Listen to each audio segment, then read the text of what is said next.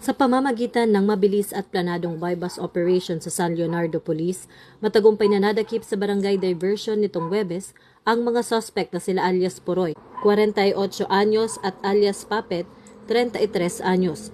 Ang pagkakaaresto sa dalawa na nahuling nagbebenta ng hinihinalang shabu sa isang pulis na nagpanggap na posture buyer ay bunga ng pinaigting na intelligence monitoring at dedikasyon ng mga otoridad na linisin ang bayan laban sa mga ilegal na aktibidad.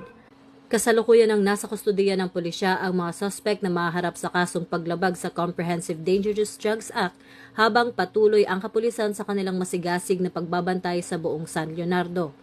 Pinapakita ng tagumpay na ito ang seryosong commitment ng PNP sa kanilang kampanya laban sa droga at ang kanilang mabilis na pagtugon upang matiyak ang kaligtasan ng komunidad. Ito ang bagong PNP para sa bagong Pilipinas, serbisyong mabilis, tapat at nararamdaman.